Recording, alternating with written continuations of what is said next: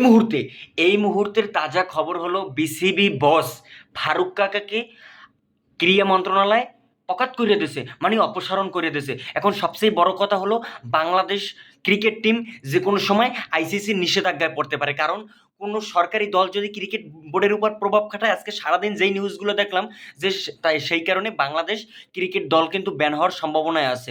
এখন কথা হলো পাপন কাকাই গেছে, পাপন কাকার যে চেয়ারটা রয়ে গেছে সেই চেয়ারটা যে দখল করছে, মানে এই চেয়ারটা যেই দখল করে সেই দুর্নীতিবাজ হয়ে যায়, সেই লাফাঙ্গা হয়ে যায়, মানে চোর বাটপার সবাই আসলে এই জায়গায় এসে বিজনেস করার জন্য। এটা তো বাবা বিজনেস করার জায়গা না।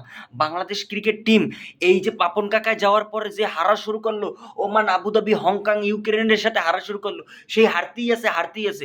এখন ফাইনালি তাকে অপসারণ করে বিদায় দেওয়া হলো, তিনি নিজের সে চেয়ারটা ছাড়তে চায়নি।